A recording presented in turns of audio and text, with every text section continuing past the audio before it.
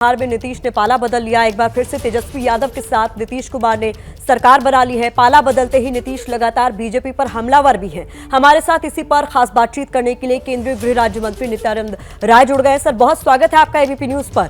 तो पहला सवाल तो मेरा आपसे यही है, अगर आपको मेरी आवाज मिल रही है, ऐसा क्या हो गया कि सब कुछ अच्छा लग तो रहा था लेकिन सब कुछ अच्छा था नहीं? ऐसा क्या हुआ कि नीतीश कुमार को इतनी घुटन महसूस हुई कि उन्होंने साथ छोड़ दिया बीजेपी का?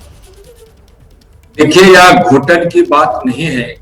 नीतीश जी द्वारा जिस प्रकार की गतिविधि हुई और आरजेडी खेमे के साथ जाकर सरकार बना ली, जिस आरजेडी के खिलाफ लगातार बीजेपी के साथ मिलकर नीतीश जी लड़ते रहे और उनके मन में क्या था, लेकिन जो वह किए हैं इससे बिहार के जनादेश को तो धोखा मिला ही है। बिहार के लोगों के मन में नीतीश कुमार जी के प्रति एक अविश्वास और उनके प्रति एक की सत्ता के लिए वह कभी भी इधर से पलटकर उधर, उधर से पलटकर उधर जा सकते हैं। और विकास की बात जहां बिहार में होनी चाहिए, वहां सत्ता के बने रहने के लिए उन्होंने जिस प्रकार से, सत्ता तो यहाँ भी थी, बीजेपी के साथ भी थी, लेकिन मैं आपको बता दूं कि बीजेपी के साथ जितना लंबा संबंध रहा है और बीजेपी के साथ मिलकर काम करने में जितना वो अच्छा महसूस करते थे, जिसको बोलते भी थे।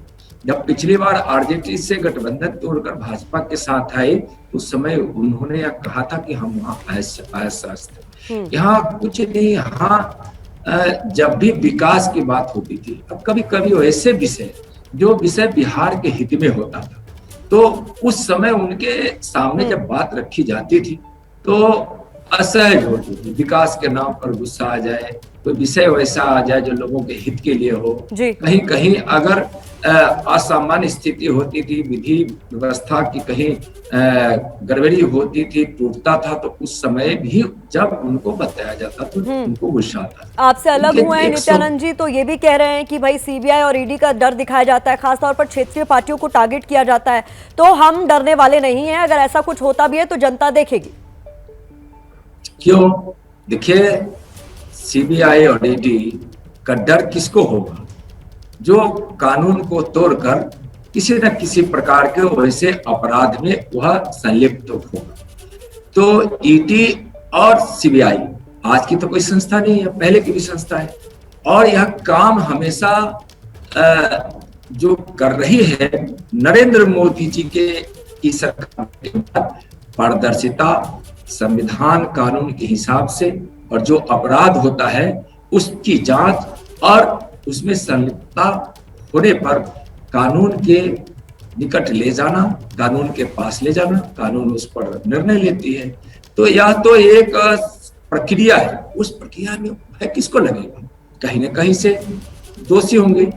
चोर के दाढ़ी में तिनके वाली बात उनके प्रश्न से तो यही लगता है कि चोर के तिनके में दाढ़ी में तिनका होता है, उस प्रकार के सवाल है। सीबीआई अपना काम करते, ईडी अपना काम करती है, उसमें कोई सरकार क्यों हस्तक्षेप करेगी, क्यों उसका उपयोग करेगी? बिल्कुल नहीं।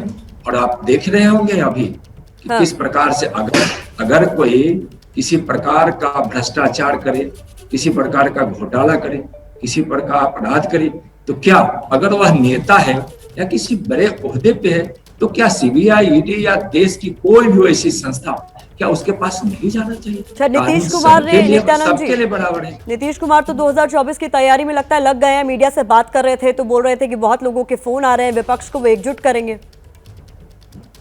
देखिए, दिवा स्वप्न है और यह प्रश्न ही एक मजाक है।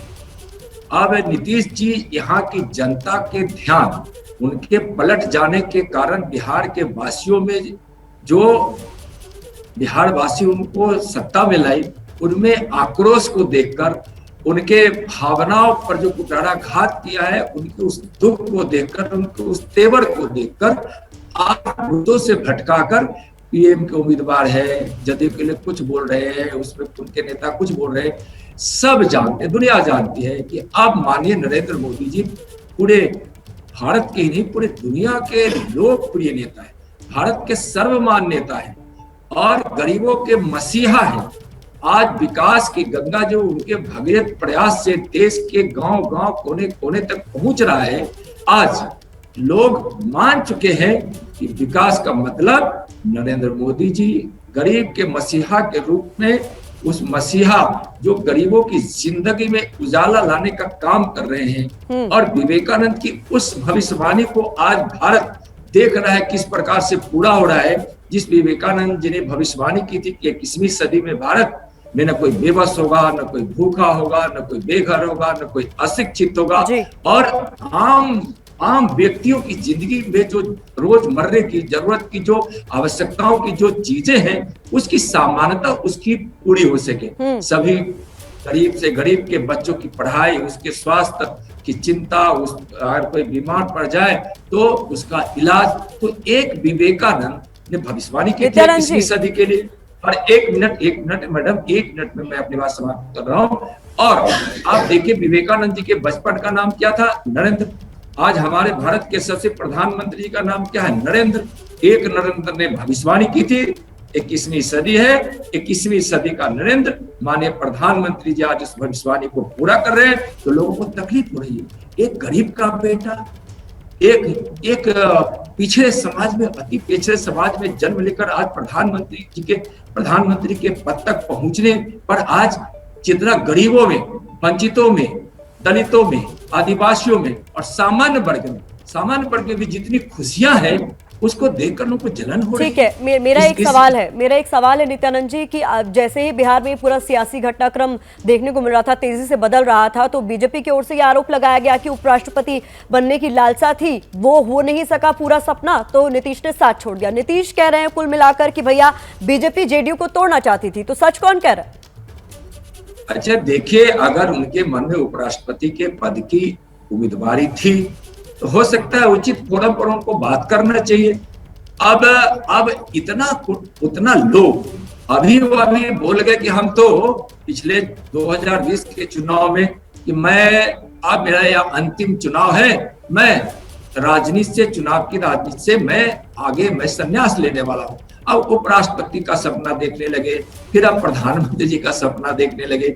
बिहार की जनता सब देख रही है और उनको भी अफसोस हो रहा है। मैं बता रहा हूँ, जब रात में सोते होंगे तो नीतीश जी को नींद नहीं आती होगी, उनको अपनी गलती का एहसास भी होने लगा है। बिहार में जो 2-3 दिनों में जो यहाँ तांडव शुरू हुआ है, हत्या, बलात्कार, मासूमों के साथ, नाबालिग बच्चियों के साथ बलात्कार, लूट, डकैती, चोरी, जहरीली शराब पीने से आज भी कई लोगों की मौत हो गई। और जो भय का वातावरण है, मैं बता दूं, बहुत लोगों ने तो 2 दिन अपने बच्चों को स्कूल तक नहीं भेजा। और आज आरजेडी के लोगों के साथ मिलकर जदयू के लोग जिस प्रकार से बिहार में भय का वातावरण बना रहे, लूट खसोट और रंगदारी का वातावरण बन गया है, यह बिहार सहम गया है। उद्योग धंधे लगने लगे थे। बिहार से क्यों पलायन होता है? इसलिए बिहार से पलायन होता है कि यहाँ रोजगार की कठिनाइयां हैं, रोजगार लोगों को मिलता नहीं। अब उस बेरोजगारी को दूर करने के लिए सबसे बड़ा क्या था? औद्योगिकरण, इंडस्ट्रियलाइजेशन। अब लोग आने लगे थे। मैं बताऊं, नीतीश जब तक आपके साथ थे, आपके हिसाब से वो सुशासन बाबू थे, अब वो चले गए हैं, तेजस्वी महागठबंधन का हिस्सा हो गए हैं, तो आपको क्या लग रहा है, उनको वहां भी घुटन महसूस होगी या नहीं? टिक पाएगा गठबंधन आपके हिसाब से? देखिए, उनको पूरी तरह से घुटन महसूस वहां भी होगी, हो ही रही है। हम लोग इतना जरूर करते थे कि जिस बिहार की जनता को हम वादा किए थे, विकास का, शांति का, सुरक्षा का, रोजगार का, औद्योगिकरण का, बालू सस्ता करके मजदूरों को, राज मजदूरों को, हार्डवेयर की छोटी छोटी दुकानदारों को, जिससे उसको रोजगार मिलता है, बालू सस्ता करने का। हम शराबबंदी का समर्थन किए थे, लेकिन बार बार उनको हम लोग आगाह करते थे कि आपके थाना प्रभारी मालिक बनकर शराब, गलत शराब, वह नकली शराब बनाने का धंधा चलवा रहा है। आरजेडी के अधिकांश लोग उसमें संलिप्त है। बार बार कहने पर उनको चिढ़ होती थी, गुस्सा होती थी। तो बिहार की जनता अगर उनको 43 सीट दी, भाजपा को 74 सीट दी, माननीय नरेंद्र मोदी जी के नाम पर यहाँ लोगों ने मत दिया, तो आखिर उस विश्वास का जो भारतीय जनता पार्टी या एनडीए पर जो लोगों को था, उस विश्वास पर खरा उतरने के लिए जब किसी भी प्रकार की सलाह दी जाती थी, उनको सुझाव दिया जाता था, उनको गुस्सा आता था। तो आखिर निश्चित रूप से हम वहां चुप नहीं रहते थे हम, लेकिन सिर्फ और सिर्फ हम सरकार तक बात पहुंचाते थे, सरकार के मुखिया नीतीश जी तक बात पहुंचाते थे कि बिहार की जनता ऐसा चाहती है, सरकार को ऐसा करनी चाहिए। उससे भी उनको तकलीफ होती थी, क्यों नहीं बालू सस्ता हो रहा है, बार बार कहा जा रहा था। आपके हिसाब से नीतीश लोभी हैं, पद के लोभी हैं, लेकिन वो तो कहते हैं कि वो नहीं बनना चाहते थे सीएम। तो फिर उपराष्ट्रपति के उम्मीदवार के मन का सपना, अब हम लोगों को तो बाद में पता चला कि ऐसा वो सोचते थे और इस बात की उनकी तकलीफ थी। लेकिन देखिए, सत्ता के इधर से उधर जाना उनके मन में एक बड़ी ख्वाहिश थी कि मैं सबसे अधिक देर तक बिहार का लंबी अवधि जो यानी सबसे ज्यादा अवधि का मैं मुख्यमंत्री बने भी, और उसमें भारतीय जनता पार्टी का कितना बड़ा योगदान है। सोचिए, जिस समय उनकी पार्टी एकदम छोटी थी, भारतीय जनता पार्टी कांग्रेस के भ्रष्टाचार के खिलाफ और आरजेडी के आतंक गुंडा राज के खिलाफ जो बिहार में सहमा बिहार हो गया था, बीमार बिहार हो गया था, भयभीत बिहार हो गया था, उस भय से पीड़ित लोगों को एक अच्छे वातावरण देने के लिए भारतीय जनता पार्टी जब संघर्ष की आरजेडी के खिलाफ, उस समय नीतीश जी को साथ लेकर, हालांकि देखिए नित्यानंद जी, ये जो उपराष्ट्रपति पद की बात लगातार बीजेपी कह रही है ना, नीतीश ने इस पर भी सफाई दी है। नीतीश सामने आए तो उन्होंने कहा कि ये सब फर्जी खबर है, पता नहीं कौन उड़ा रहा है, इसमें मेरा कोई इंटरेस्ट है नहीं। दूसरा, ललन सिंह ने कहा है कि पीएम मटेरियल है नीतीश कुमार, तो जब दिल्ली आएंगे तो विपक्ष के तमाम नेताओं से मुलाकात करेंगे, बैठक करेंगे। देखिए, मैं उस दिन में कहा था, आज भी कहा हूं, नीतीश कुमार जी इस जन्म में नहीं, अगले जन्म में नहीं, 7 जन्म में नहीं, 77 जन्म लेंगे तब भी वह प्रधानमंत्री नहीं बन सकते हैं, आगे तो मुख्यमंत्री भी नहीं बन सकते हैं। और मैं बताऊं कि आखिर पीएम के उम्मीदवार मन में पाले हैं, यह क्या है, लोग है ना। और आप जानते हैं कि यह देश जिस प्रकार से आत्मनिर्भर बन रहा है, देश में शांति की व्यवस्था है, सीमा सुरक्षित है, लोगों का मनोबल बढ़ रहा है, दुनिया में भारत का नाम ऊंचा हो रहा है, और आजादी का अमृत महोत्सव जब पूरा भारत मना रहा है, तो क्या इस समय वो क्या किए, सत्ता के लोग के लिए जाकर आरजेडी जैसे गुंडा राज स्थापित, उसी राज को न गुंडा राज कहते थे न कि मैं मिट्टी में मिल जाऊंगा, मैं आरजेडी के साथ नहीं जाऊंगा। और उन्होंने जो जिस भ्रष्टाचार के नाम पर आरजेडी से अलग हुए थे, तो क्या उस भ्रष्टाचार से, उस घोटाला से क्या तेजस्वी जी मुक्त हो गए क्या? बहुत बहुत शुक्रिया नित्यानंद राय जी हमारे साथ जुड़ने के लिए, महत्वपूर्ण समय अपना हमें देने के लिए। तो केंद्रीय गृह राज्य मंत्री नित्यानंद राय को आप सुन रहे थे, उन्होंने कहा 7 जन्म क्या 77 जन्म भी ले लेंगे तो नीतीश कुमार प्रधानमंत्री नहीं बन सकते, ये उनका कहना है। और सीधे सीधे तौर पर कहना है कि लोभी है, पद के लालची है नीतीश कुमार।